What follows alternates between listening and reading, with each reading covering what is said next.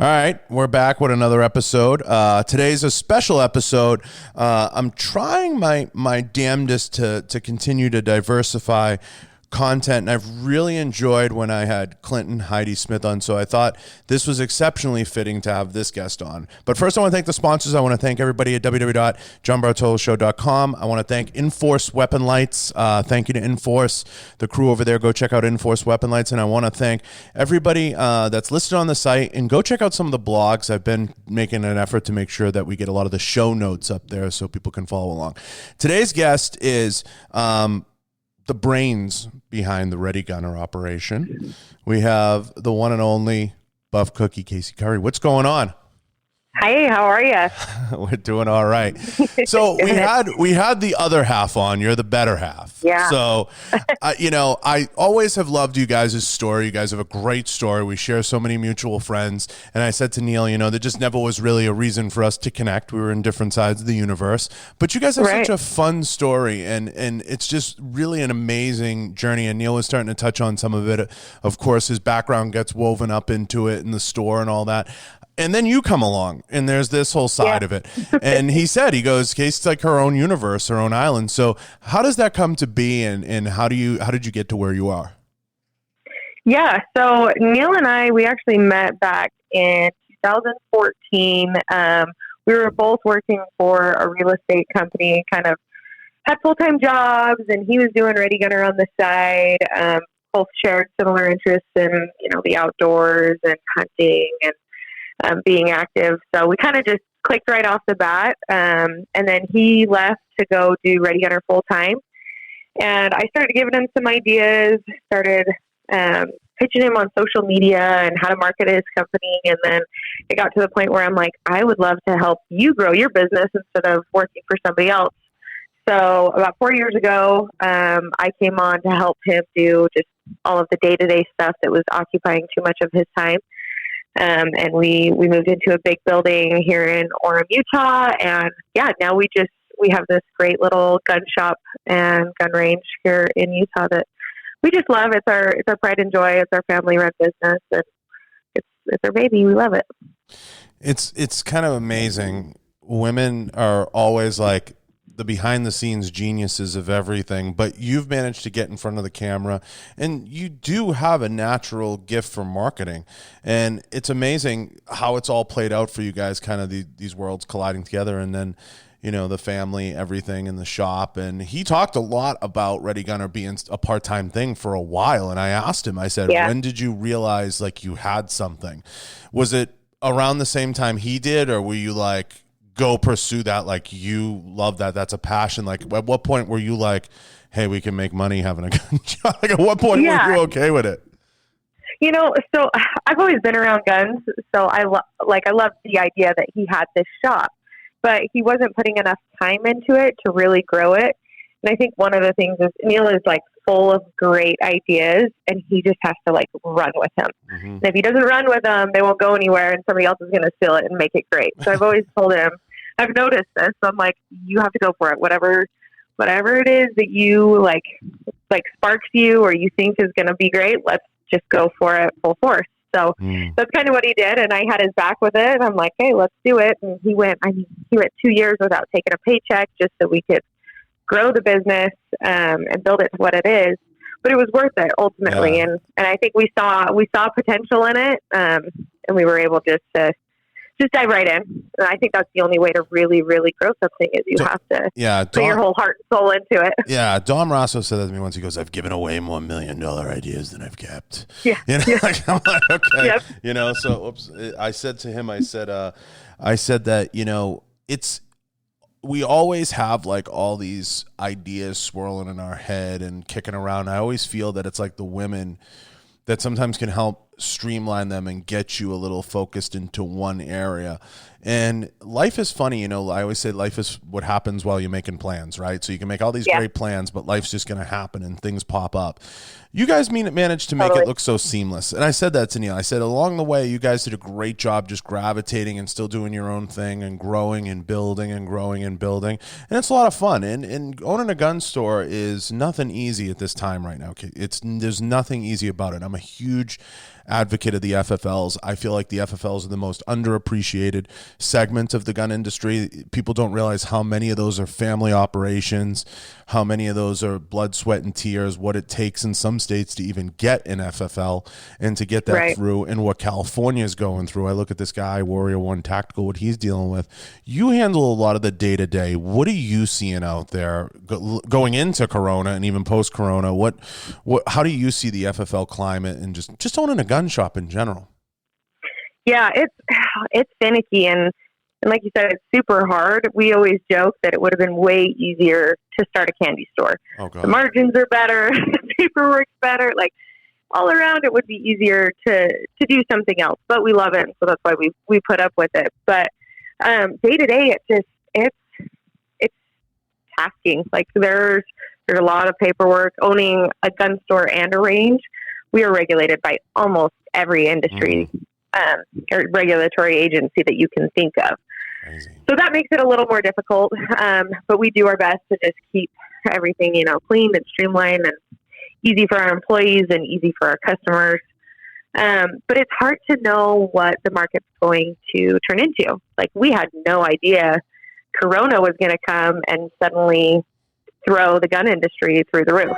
Right. Like never could have anticipated that in a million years. Luckily for us, we were prepping for election year because typically that has always been a really, really big year. So we started stocking up on stuff, making sure that we were good on our inventory, and then this hit. And luckily we had enough that we were able to, get us through kind of the pandemic, like rush phase that everybody did where they were, flying through the stores, buying up every case of ammo they could see or any gun they could get their hands on. And it's finally kind of slowed down. But I think to be honest, I think this Corona pandemic has been a good eye opener for a lot of people. Suddenly it's put into perspective that if shit hits the fan, like I'm responsible for me and my family. Right.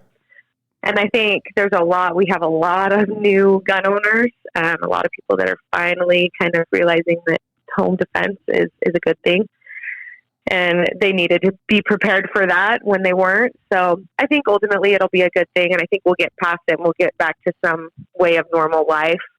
And then the gun sales will slow down again and people will settle in their ways. But it is one of those industries that kind of peaks really high and then it'll get quiet when people get comfortable again. Yeah, it's a super cyclical industry and it's full of highs and lows, and you have to manage your inventories. And I was asking Neil this, what advice do you give FFLs out there? Because a lot of them follow the same cycle. They'll order a bunch of stuff right now that doesn't move. They're not aware of their min maxes. They're not, if you were to give an FFL owner out there two pieces of advice, whatever it is, based on running the business, what would they be?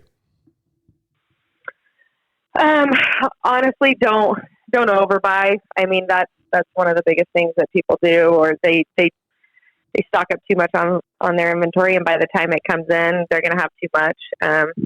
That's kind of what we've noticed is all the manufacturers are going to be like, I'm trying to think, some of the ammo companies were about 75 days out on their orders. So by the time you get those giant bulk orders that you needed in March, you're now going to be in summer, which is it's always the summer slump. So yeah, it's a hard thing, but just managing, like keeping a good stock that, gives you a good inventory, but not overbuying, because you can overbuy and then you're stuck with a bunch of stuff that you won't be able to move unless you drop the price down really low, Yeah, that's what tends to happen. You know what I mean? They tend to go out and they order a bunch of stuff because they think, the rush, I need to just get anything. And then what I said to someone was, slowly but surely, you're stuck with one more piece and one more piece and one more piece. And then there's almost no way out. You're trapped. And I try to explain it to people. You can't get in that cycle of feeling like you just need to order for ordering's sake. And that's where you're going to get in trouble. And you have to have min maxes. I totally believe in that. And Neil drove that home when we were chatting. It's just, you have to have those min maxes. It's really important to maintain, certain levels, and you can weather some of these storms. And it's the FFL business, just trying to survive on it as just a business.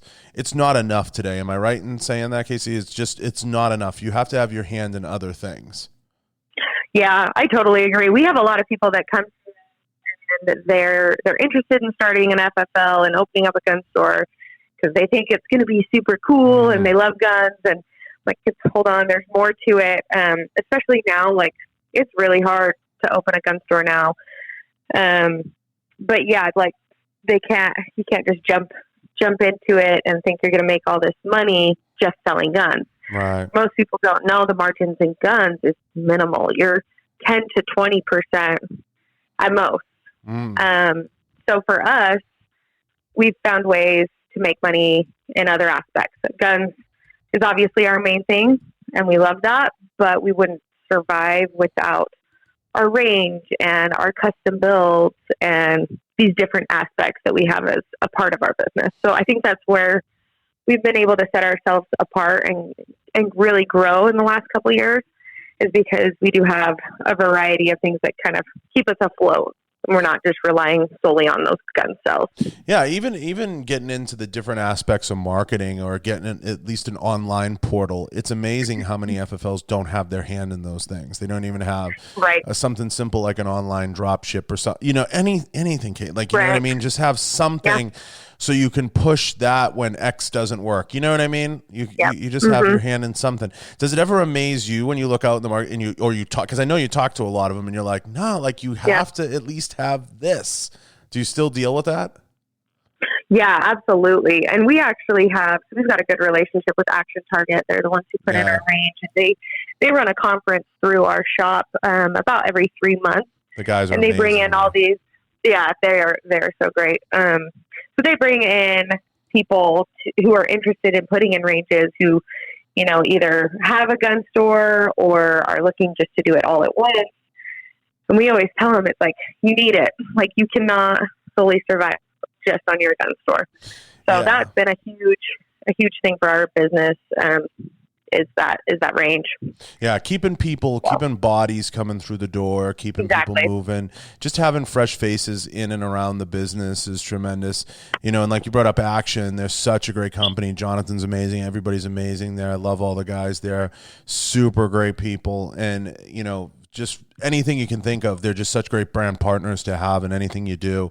It's amazing, what you guys have been able to build at a time when the deck is so stacked against having something like that, or having the ability to put something together like that. The paperwork, everything that's involved, at least you're in Salt Lake, it's a little bit easier. But at the same time, it's still a super hard thing to put together, and it's not easy. So you guys have exceeded, no question, all expectations and what's capable in terms of pulling it together. And to younger folks out there, our age group, a lot of them are discouraged. They don't want to go start, something like that or go do something like that because they feel it's like you can't overcome what needs to be done. It's just, it's overwhelming. Have you guys ever thought of doing, like, I said this to Neil, like doing like a teaching or consulting on people that want to open FFLs and start like almost a business around that?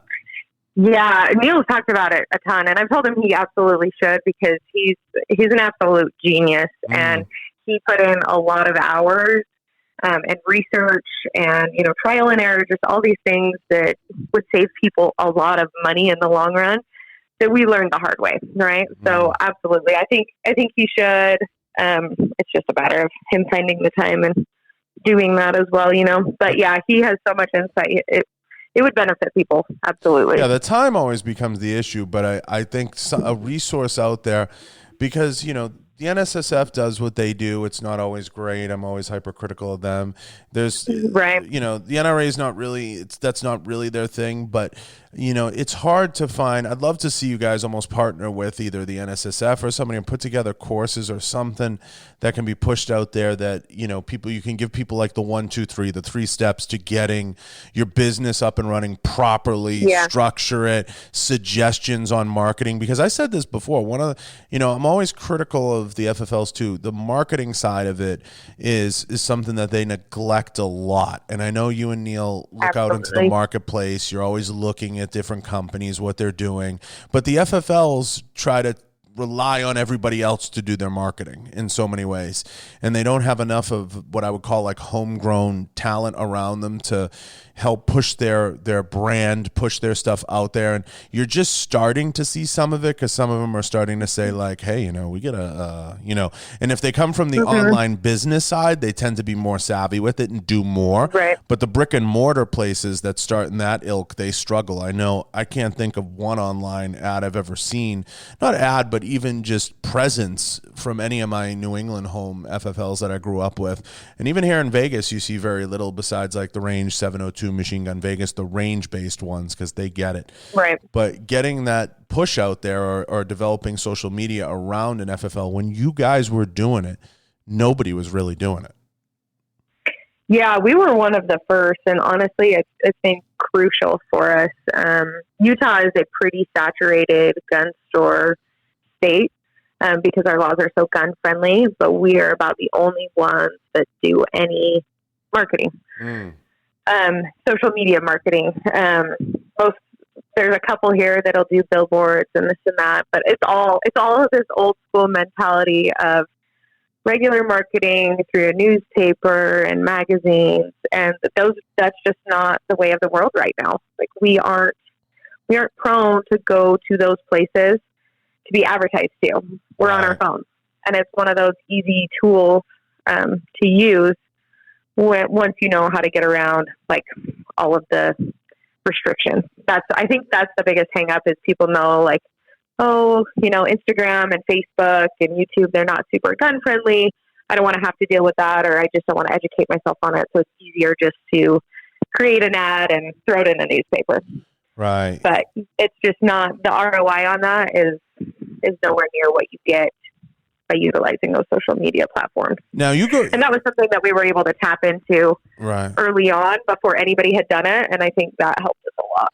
Oh, tremendous. Plus, you guys had a great approach. You kind of had your own thing going on, which was good because it was kind of like fighting a war on multiple fronts. You guys had a couple things going on, which made it exciting and fresh. And, you always had something different to look at. And the texture of the marketing has changed so much in terms of what people do now. Voice is starting to come in, and you have more streaming and you have more video, which I think is going to be a good thing for the industry. And I think the industry needs it desperately because I look out there, Casey, and I look at like people like John Lovell at Warrior Poet Site, and they're so far ahead of the curve. Everything they're doing is like they already got apps. I look at what Neil's done and what you guys have done, and some people are just so far ahead of the curve. I went to podcasting because I'm a talker. It made sense for me. I'm like, I'm going to go to this platform, even though my industry isn't really there and the people that are there aren't really, crushing it. There's no one really killing it in that space yet. It's like, I want to be here and this is where I want to be. And when the industry catches up to me, then great. But I've always felt, building a studio and doing all those things and bringing it in, I'm like, streaming and audio, it's a great equalizer because you came from the Instagram world. You get it. It can't be pictures forever. It's not going to, you know what I mean? It's not going to be that way forever. It has to evolve. And do you see what I mean? Like too many companies I feel are Instagram dependent. They're so dependent on it. And I look back to when we all got into this years ago, you had to convince companies Instagram even made sense. Now they're so codependent on a case. It's crazy. Yeah. And I'm like, I explained to him, I'm like, there's like this thing called like YouTube and there's this thing called and I was critical about it. You look at the NSSF, they were doing classes on Facebook. I'm like, Facebook, what is this, 2005? I was saying to Mark and Larry, I'm like, but do you see that out there when you look at out there? Too many people, too many companies and brands are just so dependent on Instagram. Yeah. Well, I think people don't realize that could be gone tomorrow, and then what? Like there's a lot of people I know that is their business is Instagram. But if Instagram is gone tomorrow, you and I know a lot of people that's their whole business, right? Exactly. And it is great. Like it's a great tool. Let's utilize the hell out of it while we can. But I think you have to be evolving. You have to have something else, right? Because it's not going to be that way forever. I mean, hell, MySpace was the cool thing for a while. Oh my God, you just now nobody is, now we're right? old. I know. So anyways, it's going to change. Like you said, you just have to be adaptable and be, I said be it to aggressive. I said it to Tony, Real World Tech. I said, you need to start making a bigger push on YouTube. And he goes, you're right. Like, and John Lovell's been great at like hitting all the different things. He's just a guy I pick on because I love John. But like, he's one. You guys have been great at hitting the different levers. Of course, there's guys that crush it on YouTube alone. There's guys that crush it on Instagram alone. But in our business, I always get nervous because we have a million friends they live in that world. And I'm like, you guys gotta be in different spaces. You gotta start watering Twitter a little bit, maybe a little bit of TikTok. I mean, TikTok is a little much for me. I'm too old now. I mean, I'm doing my best to put little stuff up there, but I'm not doing like half naked cartwheels through the house. Like, it's just not happening. I'm sorry. But it's a different realm there. For sure. I mean, some stuff, it's just, I'm not going to excel at it. Like, it's just not my space. I can do what I can. LinkedIn is one that's totally untapped by a lot of people. I'm starting to screw around on there tremendously. Like, I'm just putting all kinds of crazy stuff up there, and people think I'm nuts on there. But it's a necessary. Yeah, you have to be a little outlandish, and you have to do some stuff. But when you look out into the marketplace, and Neil and I talked about this with Jerry Mitchell, I talked about it with Clint Smith and Heidi. When you look out there and you guys walk the shows, are there a lot of brands you look at that you're like, well, first let's start with brands you like. When you look out there, there's some brands that really get it right, Obviously SIG is an easy one that comes to mind. Tom does a great job, at everything he does, Jason. But when you look out there, is there some brands you look at? Who do you love and who do you look at and you're like, damn, I just want to go in there and fix that? Gosh, there's so many. Like, every time we go to SHOT Show, it's overwhelming how many companies there are in our space. Like, it's insane. And there's so many of those that have these great ideas, but their branding or their marketing, it's just not there. It's just off, It's just off, and it's just, I can't think of one that's going to come that I want to call out specifically, but yeah, there's a lot. And that's the make or break right there, is your branding and your marketing. Because you can have a phenomenal product, but if you don't brand it and market it right, it's not going to go anywhere. I always pick on Browning. I'll pick on one right out the bat. Yeah. I pick on Browning because I say old school. You look at the booth and they were across from SIG. You don't know what's going on. You don't know if they're selling ammo. You don't know if they're selling clothes. They got their logo on everything. I'm like, do we really need another Browning water bottle? Like, do I need another Browning water bottle? Like, do I need one? You might need one. So it's just like, it's so overwhelming. It looks like, when I grew up in Boston, so I grew up going to like Filene's and Jordan Marsh. It looks like one of those types of places. Like, you go downstairs in the basement and it's just this shit everywhere. And it's like, I just grab some. I feel like I'm in supermarket sweep because they put their logo on so much stuff, and it falls into a trap of what I would call over branding, and they've just overdone it. And then I look at brands. Like, I think Kimber could be doing so much more in the marketplace in so many ways.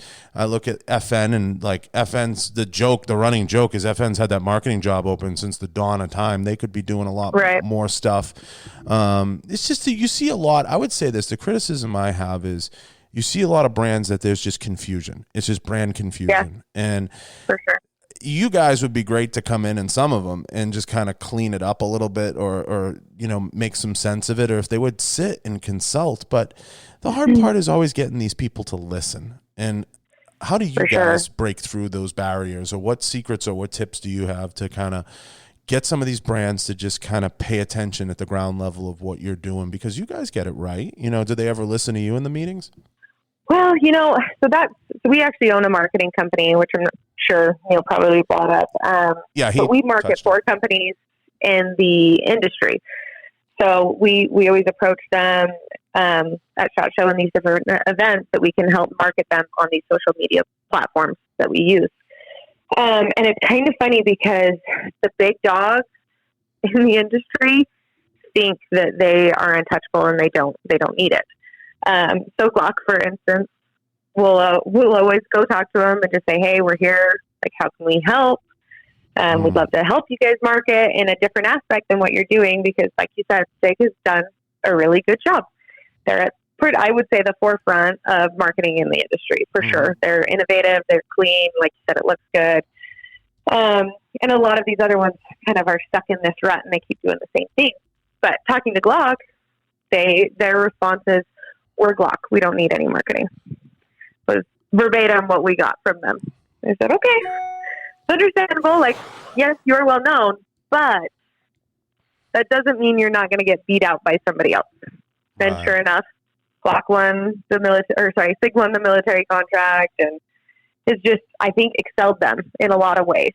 Not to say anything about Glock or their products, because they're great, but I think some of these big guys, they get stuck that, you know, they've already made it. They're already so big that they don't need to evolve or continue to market, which is not the case, because some of these smaller guys are coming in and they're catching the eyes of a lot of people.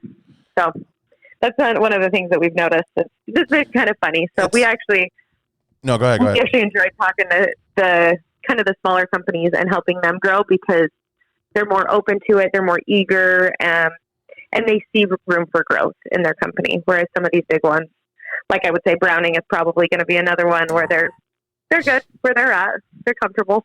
It's easy. So. No, you're absolutely right. When I look at the marketplace, a lot of times I'm a little harsher than you in so many ways, but I don't know. I have a little bit of I say what's on my mind. I guess you could call it verbal diarrhea. I look at that's great. I just look at some of these brands and I'm just like, oh my God, you got to be kidding me! Like, we don't need another one of those.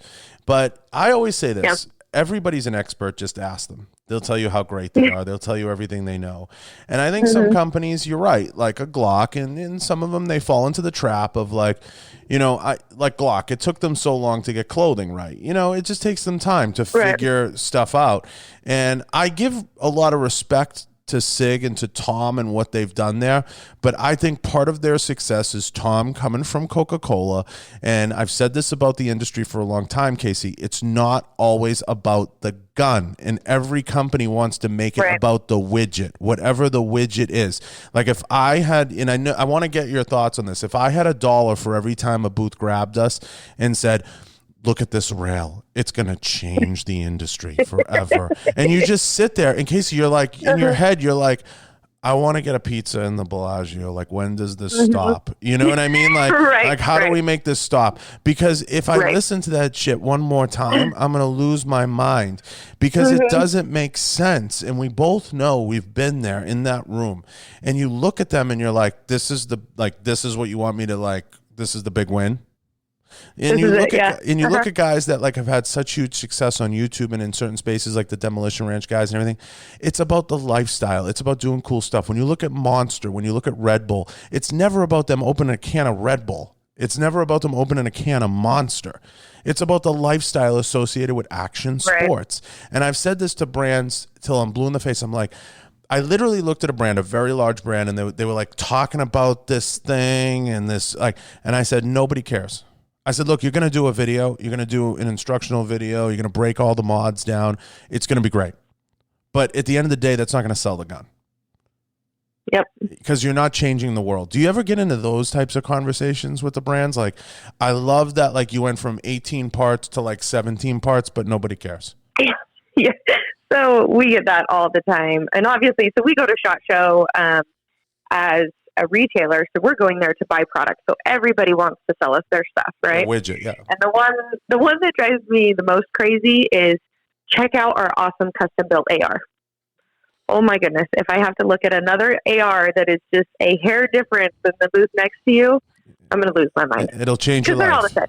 It'll change your life. Like, it's the most amazing thing. Like, the AR is the one that I feel like is the most overdone and oversold. Oh my God. For sure. So it kills me. But yeah, we get hit up by everybody making these custom ARs, and it's great. Like, that's cool, but it doesn't set you apart from the other 17 companies on this same row that are doing the same thing. And I think that's where some of the companies have set themselves apart. And we keep going back to SIG, but they have done a really good job. But they've been really innovative in their stuff. They've come out with new things, like you said, lifestyle things. They've diversified themselves a lot. And there's only a handful that I feel like come to SHOT Show every year with something new. Yeah, I think a lot of brands out there, especially on the bottom level, they have one hit product. They hit a home run with one. And they're trying to capitalize on the one because you really don't unless you really design the atomic bomb, you have to have 2 or 3 in your arsenal in your SKU base to really solidify yourself and get yourself upstairs. If you start to get into 2 or 3 spaces, then you're crushing it. But for the most part, a lot of them are chasing the same glory. They have one good product that gets them in, and then they're trying to figure it out from there. Now, when when you and I look out into the marketplace, like the struggle I've seen, and I'm going to give people some inside baseball into what I spend most of my time talking to companies about. I spend a majority of my time with companies valued at $3 million to $5 million.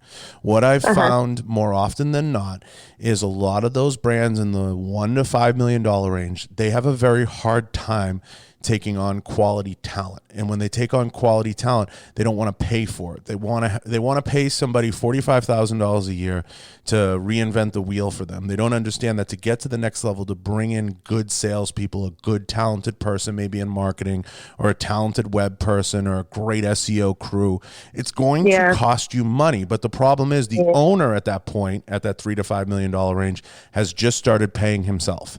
And kind of like, what you guys go through, you just start paying yourself really good, and you're like, okay, like you can't in your head wrap it around paying someone. I literally had this conversation with a business owner, and he said to me, I'm not going to pay a guy $75,000. I barely pay myself that. And I'm like, but do you understand? You're trying to hire a director level person, and you want to pay them like $45,000. I'm like, go out and get some private equity money, or go. You have to go fishing, because you're never going to get to the next level if you continue to operate on interns, and you know what I mean. Like, you're not getting the best and brightest, especially where a lot of these manufacturers are located. That's problem 1. Problem 2 is most of these companies are run or owned by engineers, and they're not owned by creative thinkers. And engineers have a whole different mindset. Engineers do not understand marketing. They don't understand why it doesn't make them money. They don't understand why it doesn't yield them an ROI. They can't get their head around that. No matter how much you explain it, it's Chinese to them.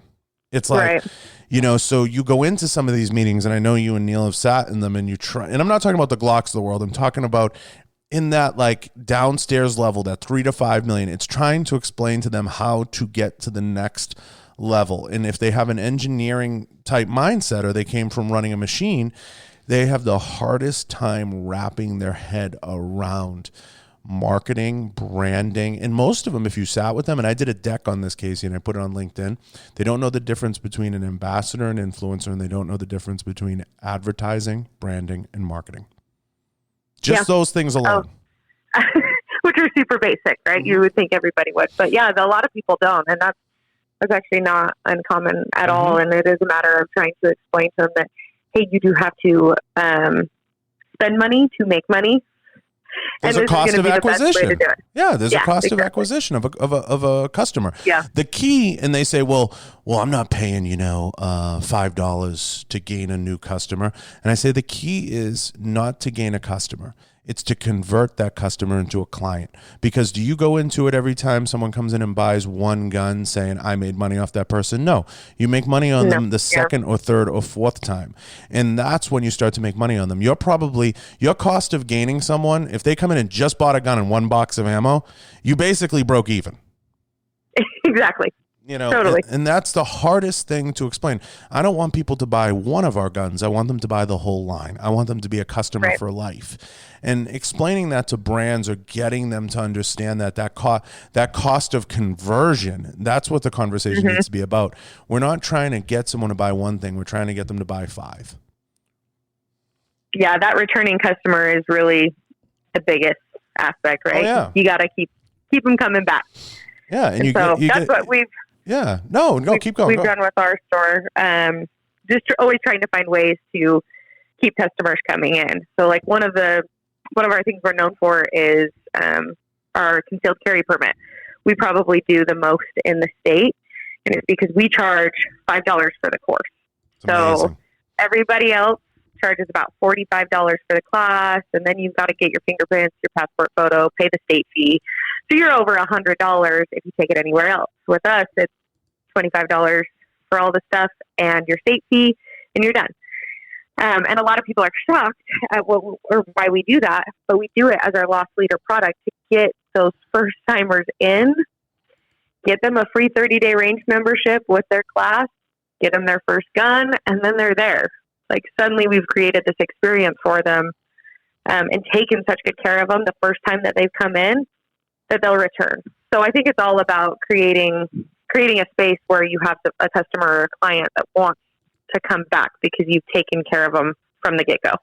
Yeah, it's so super hard to get people to understand what a loss leader is, and essentially that's marketing. And that's marketing in a nutshell. That's creating an actionable item for people to take action on and getting them to understand, like, this is what gets people through your door. But it's just, we could spend all day on it. It's just amazing, Casey, how some brands just don't understand that. I'm not, to everybody listening, we're not talking about the SIGs or the Glock. You know, it's mainly companies in that $1 to $5 million range. They just have a hard time. The hurdle for them is understanding, bringing in talent and understanding where they can plug in. Because, like, I had the conversation with one brand one time. They said, well, we don't have the money for that. And I said, well, how much product are you giving away a year? And they said, oh, we give away like $100,000 in product. I said, you're giving it away anyway. What if you gave away a quarter of that? They go, that would be amazing. But would we still get the same marketing? I said, let me explain to you what you're doing right now. And this is what most companies do. They send out a bunch of product and they pray people do media. I said, what if you sent out product, but you flew the people in to do the media in your building? We can't afford that. Of course you can afford it. I just cut down $75,000 in what you were giving away. Now, redirect a little of that money back in and create an experience for the person. And they're like, could we do that? I'm like, it's cheaper than what you're doing now. And, you know, it's getting people to understand they're spending it anyway in most cases, but they just believe because they're sending product, it makes more sense. But are you ever amazed? Because I know you've been around the campus for a minute, you and Neil and myself, at how these companies just liberally just give shit away? Oh, it's insane. Like, I'd be amazed at how many companies just hit me up just to send me product. They just want to send it. And I don't think people fully understand that, if they cut that down, like you said, and sent it to a few quality people that are actually going and even paid them, get good people to review your product and distribute it in a way that's going to actually be beneficial instead of just throwing it out to whoever has the most followers. Because most of those people are going to get that product. They're going to sit on it. Maybe they'll use it. And then it's going to go in some bin somewhere. They're never going to review it. They're never going to market it for you because for them, it was a free product. They don't owe you anything for it. Yeah. But if you cut that down and found a few people that are going to market it for you correctly and properly, you'd be way better off. But I think a lot of companies do that because they've seen that, you know, it's worked for a few people. If you just send them product, they'll give you a good review and throw you up on their page, and that's just not the case these days. Not anymore. It doesn't work. Yeah, social media is evolving, and what's changing is in the old days of the gun industry, you remember this, people would give you like a muzzle brake or a rail, and they'd act like they own you, like, but we gave you this. And those days are over. I try to tell people all the time, those days are over. They're long gone. Yep. And now, even when I'm in the role and still in the capacity with some companies where I sit through some of these meetings at SHOT, just to listen, you know, to some of the people, like they'll tell me, oh, I have 50,000 Instagram followers. I'm like, well, what else you got? And they don't have anything else. They don't have a website. They don't have anything. It's not enough anymore. And I'm like, you need to really work on this, or you need to develop that. You know, I'm looking for, and I would think you would be too. Most of these companies now, they're looking for, do you have a podcast? Do you have a Facebook? Do you have an Instagram? Do you have a website that people, like, are you building your SEO? Like, if somebody Googled you, will they find you? You know, and I try to explain that to people. I'm like, you don't have enough. Just having an Instagram following or whatever it is isn't enough anymore. It's just not enough.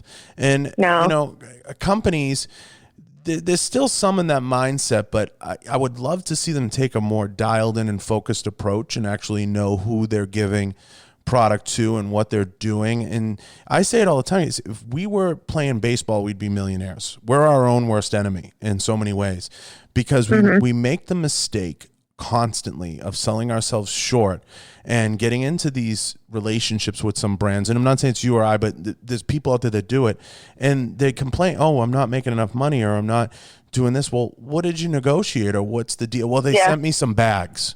Well, I mean, okay, so what's the deal? Do you even have like a virtual handshake, an agreement in place? And it blows my mind that shit still goes on, and it's rampant in the firearms business.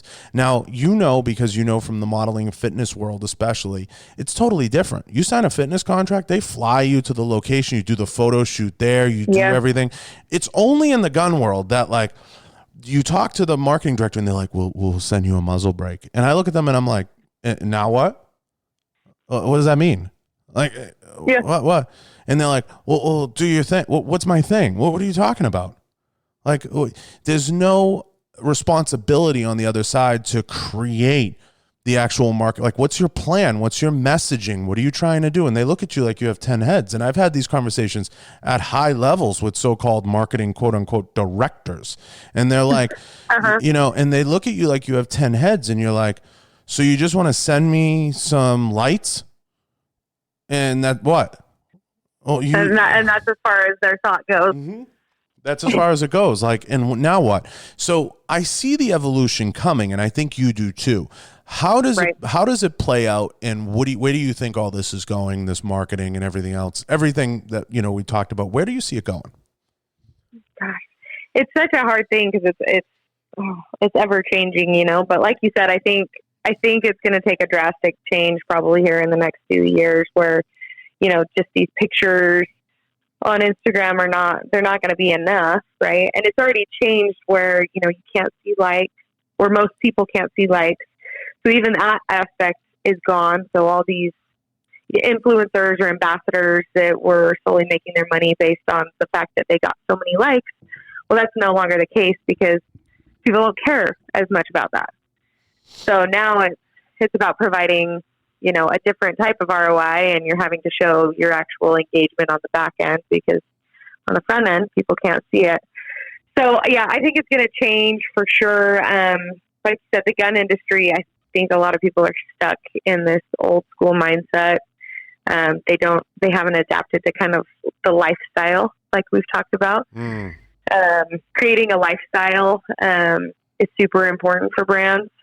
And like Black Rifle Coffee, for example, kind of out of gun stuff, but still in the same industry, they've done a great job. They're constantly changing and coming up with new things and evolving in that aspect, that I think more brands are going to have to steer to that, or you're going to just see those fizzle away, Yeah, it's a matter of what's going to come in next. Now, I go to CES, and most of us go to NAB, which is Chinese to most of the people out there. And you get you see the technology that's coming, and you see what's out there.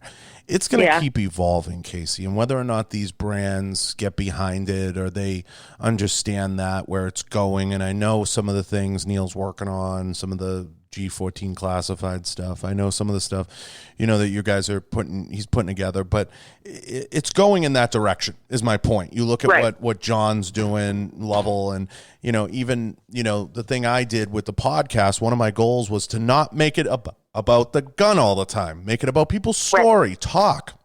Have a conversation. And I think that was something that was drastically lacking in our industry. If I saw another Glock 19 podcast or video or concealed carry or pocket dump, I mean, give me a fucking break. Yeah. It just was overdone. Like, no offense to anyone. I love them all. I've had a gazillion on the show. I see one more Navy SEALs podcast, I'm going to be like, what the fuck? And I know, Andy and Jocko understand what I'm saying when I say this, you know what I mean? It's like, it's like the most overdone thing out there. And it's like, you have to kind of think out of the box, and you have to have some different approaches. What do you think's going to come in first? What do you think the next? I mean, I think podcasting is starting to work its way in, and I'm not saying that because that's the platform I'm in. I'd love to be 5 years out, but I think podcasting is starting to come in. I think right now it's an Instagram and YouTube world. It's what's going to be next that's people are going to gravitate towards, or people are going to be responsive towards. I just don't know. Yeah, and I don't know either. I do agree, though. Podcasts have really, really taken off. I think a lot of people are gravitating to that because they want something to, listen to throughout their day. And so it's been a really cool thing to watch podcasts grow and evolve. Yeah. In the last little bit, but I don't know. Yeah, it would be nice to see a platform that's a little bit more open, less restricting, and a little less regulated. But there's bound to be one. It'll come. Yeah. No. Podcasting for me is more like the eggs in the batter, like it kind of binds the ingredients. So I look at, like, I say it all the time, I look at like what Rogan did for MMA podcasting. He made MMA real because he was putting these guys on that were fighters at a time when MMA wasn't even approved in a lot of states, and he was melding and creating like this melting pot, and everybody started to realize these guys were humans. They were just trying to fight to make money. He was kind of like the binding force in it all. Like, I feel and I felt this way for a long time, we have so many great people in the shooting industry. Most of your customers are people that are just everyday people that want to come in and purchase a firearm and just want to be a part of the community. And I wanted to break all those walls down and interview not only people from our community, because the most overused term, and Neil and I talk, I am so sick of hearing people say, "Oh, you buy guns? Are you into guns? What's your background? Are you legit?" Like, I'm like, what's your resume? Yeah, like, I've never worked in a profession in my life where that was a thing. I'm like, so am I cool? Am I like in the club, or how does this work? You got to be a 3-gun shooter. You got to be into it. Yeah, like it never made sense to me ever. I was like, I look at them, I'm like, are you like that big of a loser? Are you that much of a dork? Like, it's like so high school. It starts with like a high school thing. Like, how many patches do you have on your jacket? The cool kids club. Yeah, you got to prove yourself. I'm like, it makes no sense. That's been irritating for me too, as a woman, because like I love guns, and that's not good enough. They've always Casey. been a part of my life. Yeah, exactly right. Like, you have to prove yourself in some way, shape, or form, or you've got to be like this amazing sharpshooter and this and that. And for me, it's like, you know what? I'm a mom. I run 3 businesses. Like, I do like, get so the many fuck other away things from me, than just guns. But yeah, it can still be a part of your life. And I think that's the one thing that scares a lot of people away from the industry, is because they feel like if I'm not an operator, I'm an idiot. I just had this whole conversation with a Knight's Armament guy. I said, you know what you sound like? Yeah. You sound like Seth Moulton. That's what you sound like. Yeah. And I said, you sound like an elitist guy who says only the military can have this. I said, you really sound like a Democrat. And I think that's part of the problem in the industry, and has been for a really long time. Look, you want to have a pissing contest about resumes, leave that in the instructor world. That's great. But keep that shit out of like the mainstream. I'm trying to sell a gun to everybody, and I'm trying to get everybody to participate in the great sport of shooting. And I think I think a lot of people get caught up in that, and everybody's real quick to be like, well, I was this. Well, what the fuck are you now? We're all trying to do the same thing. We're all trying. It's like when I brought fitness into shooting, and I was bringing fitness guys around shooting, and I was bringing all these people and personalities around. Everybody was like, "What's with all the bodybuilders in shooting?" And I'm like, "Well, they like guns. I mean, like, what the fuck is the problem? Like, are they not good enough? Should we return their money?" Like, I said this, Casey. I want to ask you: have you ever returned someone's money because they lifted weights at the gun shop? Like, have you ever said, like, you know what, we can't take your money. You're not operator enough. Yeah. Yep. I've never seen it. No, it's funny. No, and you don't. We want more people, right? And that only exists. Why do you think that exists in social media, though? That elitist kind of like, well, what did you do? I don't know. I think a lot of it comes from just it naturally being this masculine sport, or that's how it has been. And then you get the military guys who, they're super macho, and they come with these resumes, and a lot of them like to rattle it off, which is great. Someone just asked them. Yeah, exactly. They'll tell you all about it. And I think those guys are the ones who talk the loudest, right? And you don't have as many moms or women or fitness people who are talking about it. But I think if we could break into that and expose more people to it, we'd love it. Every person we've ever taken in the range as a first time shooter, no matter the walk of life, they love it. Yeah. Like, people naturally love shooting guns.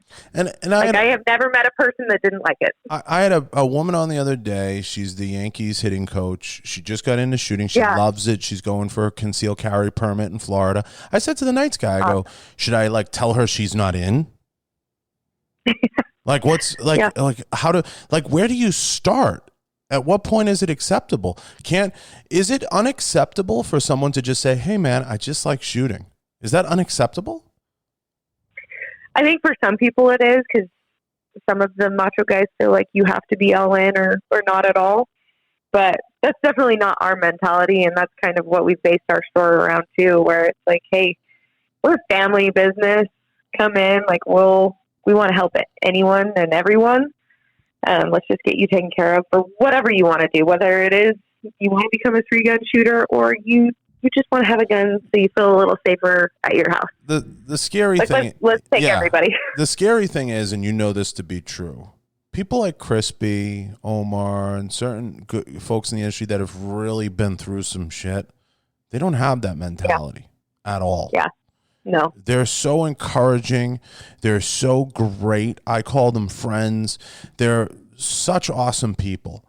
Like I had Jack Carr on the other day. Jack's like, we're talking. Yeah, we're rapping. We're just talking about knives, we talked for a half hour before and 45 minutes after the freaking thing was done rolling. And we're just having a good time. We're just rapping about life. And I'm like, we're all like, why doesn't this exist more? And that's part of the reason why I love the show, because it exposes so many new people that wouldn't otherwise talk about their passion. And I really wish that mentality would just go. To a lot of those people, I say this, they're the problem. They're the problem. And they need to stop walking around demanding people's backgrounds and questioning legitimacy. And you have to have 14 patches, because to me, that sounds like a Letterman jacket. And I had one of those in high school. I'm all set. We can move past those now. Yeah. I think that's the minority is those loud talkers, but they are so loud that they've kind of put a bad rap on the community. But when you really get into it, like you said, there's so many awesome people in this industry. Like best people I've ever met, I've met through guns and working in the gun industry. And I think we just need more people like that, more people vocalizing, more people encouraging others and welcoming others. Because like you said, the more people we have on our side, the better. Yeah, but you have to make sure you're. I've seen like people shame people into like your fingers in the wrong place, so you didn't drop that mat properly. You gotta love those. Yeah, it's like those internet trolls are fun. It's ridiculous. How do you deal with the trolls? When I first started social media, it would bother me anytime you had somebody call you out on something, whether it was like form on my workouts or positioning of my guns. And then it just got to the point where you just stop caring. Like it's almost entertaining when you get those comments. And then you get to the point where you have enough people come and have your back that you don't even have to say anything. So I just like to laugh at them now. The trolls are part of my entertainment for the day. It just becomes Tower of Babel, right? Like it just becomes like it's just too much. And I think for the most part, Neil, there's a certain group. You brought up the Black Rifle Coffee guys.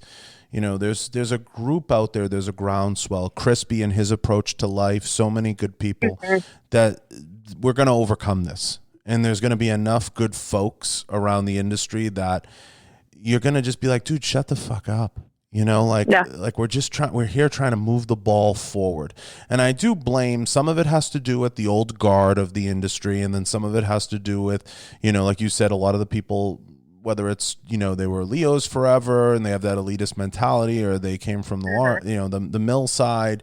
And we've seen it on all fronts. It's as things continue to, I guess, melt from the industry, the sap starts to come off of it, and we're facing a whole new deal here with the coronavirus. And I always say the industry gets shaped by the last theater we were in. So if you go through a period of desert theater, you see all of a sudden, Casey, you see everyone walking around like desert camos at SHOT Show. It's like, Yes. and then, law enforcement sometimes shapes it. And then you have, what's next? This Corona thing is going to be interesting because how many people are going to be hawking masks now? It's going to be like a whole new space we haven't even ventured into, and I think you're going to see more medical equipment at SHOT because it caters a little to the preppers and that crowd. So you're going to continue to see, an evolution, and you and I, and we're all on the same page. We know where it's going, and it's going to move faster than these companies want it to. And the evolution of media is going to continue to come in, and people are either going to, get on board and be a part of it and want to grow and build and create something that's amazing. But isn't it funny how when you start to have a family, kids, dogs, everything, all that shit has to start to you're just like, dude, I don't care. I'm here trying to do X, like you said, run 3 businesses. You stop caring about, it's just people with too much time on their hands worrying about people that don't matter. And it's just, you start to stop giving a shit about all that stuff. It's like, and you just put the blinders on. It's like Jay Cutler, the bodybuilder, said to me once, he goes, people call me with their problems. I just hang the phone up. I can't be bothered. If it doesn't contribute to my business, make me money, move me forward, I can't be bothered with it. It's just too much of a headache. Absolutely. It's too much drama and too much nonsense. Now, before I let you go, I ask every female this question. How did you deal with people sliding into the DMs when you first started posting and putting the sexy stuff up there? How many creepers did you get, and how did Neil react to it, and how did you deal with it?